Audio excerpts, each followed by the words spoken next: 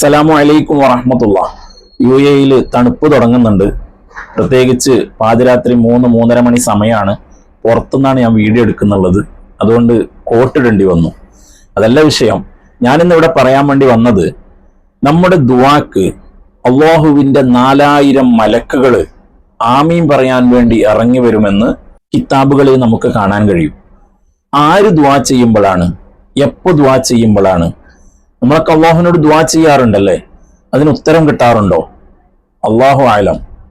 അള്ളാഹു ദുആ സ്വീകരിക്കുന്നുണ്ടോ നമുക്കറിയില്ല. കാരണം എന്താ? നമ്മളൊക്കെ പാപികളാണ്, ദോഷികളാണ്.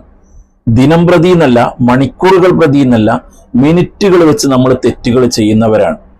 ആഖിർ സമാന്റെ ചണ്ടി ചവറുകളാണ്. നമ്മൾ ചെയ്തു പോയ എല്ലാ പാപങ്ങളും അല്ലാഹു തആല നമുക്ക് പുറത്ത് മാപ്പാക്കി തരുമാറാവട്ടെ. ആമീൻ യാ റബ്ബൽ ആലമീൻ. അപ്പോൾ ഞാനിവിടെ പറഞ്ഞു വന്നത്, നമ്മൾ ഖുർആൻ ഓതിയിട്ട് ഖത്തം തീർന്നിട്ട് ആ ഖത്തം ദുആ ചെയ്യുന്ന സമയത്ത് ആ ദുആക്ക് ആമീൻ പറയാൻ അള്ളാഹുവിൻ്റെ 4000 മലക്കുകൾ ഇറങ്ങി വരുമെന്നാണ്. ഖുർആൻ ഖത്തം തീർന്നു കഴിഞ്ഞാൽ ദുആ ചെയ്യൽ സുന്നത്തും കൂടിയാണ്, നമുക്കൊക്കെ അറിയാം. അവിടെ സാന്ദർഭികമായി ഞാനൊരു കാര്യം ഓർമ്മപ്പെടുത്തുന്നത്, ഖുർആൻ ഖത്തം തീർന്നു കഴിഞ്ഞാൽ അവിടെ വെച്ച് ദുആ ചെയ്ത് നിർത്തരുത്. വീണ്ടും ഒരു ഖത്തത്തിന്റെ തുടക്കം, ഒരു ഫാത്തിഹയും ഒരു അൽബക്കറയുടെ തുടക്കമെങ്കിലും തുടങ്ങി വെക്കണം. ആ ഒരു ഖത്തം തീർന്നല്ലോ എന്ന് പറഞ്ഞിട്ട് അവിടെ നിർത്താൻ പാടില്ല, ജസ്റ്റ് ഒന്ന് തുടങ്ങി വെക്കണം. സാന്ദർഭികമായി ഞാൻ ഓർത്തി എന്ന് മാത്രം. അപ്പൊ ആ ഖത്തം തീർന്നിട്ടുള്ള ദുആക്ക് അള്ളാഹുവിൻ്റെ അടുത്തു നിന്നും 4000 മലക്കുകൾ ഇറങ്ങി വരുമെന്ന് ബഹുമാനപ്പെട്ട ഇമാം ദാരിമി റളിയല്ലാഹു അൻഹു അവിടുത്തെ മുസ്നദ് ദാരിമി എന്ന് പറയുന്ന കിതാബിൽ രേഖപ്പെടുത്തുന്നുണ്ട്. ബഹുമാനപ്പെട്ട ഉമൈദുൽ അഹ്റജി എന്ന് പറയുന്ന ഒരു സ്വഹാബിനെ തൊട്ടാണ് ബഹുമാനപ്പെട്ടവർ ആ ഹദീസ് കൊണ്ടുവരുന്നുള്ളത്.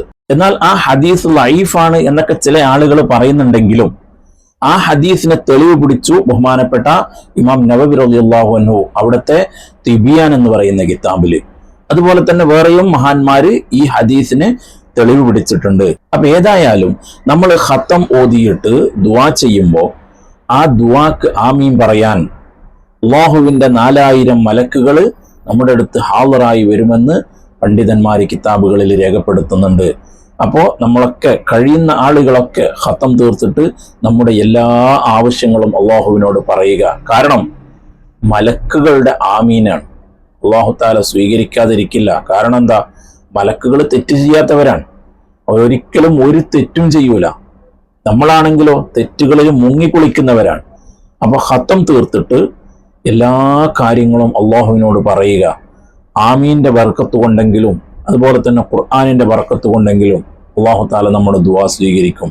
നമ്മൾ എവിടെന്ന് എപ്പോൾ ദുആ ചെയ്താലും അതിന് അല്ലാഹു തആല ഉത്തരം നൽകുമാറാവട്ടെ. നമ്മുടെ ദുആനെ അല്ലാഹു തആല സ്വീകരിക്കുമാറാവട്ടെ. നമ്മൾ ചെയ്തു പോയ എല്ലാ പാപങ്ങളും അല്ലാഹു തആല പുറത്തു തരുമാറാവട്ടെ. ആമീൻ യാ റബ്ബൽ ആലമീൻ. അസ്സലാമു അലൈക്കും വറഹ്മത്തുള്ളാഹി.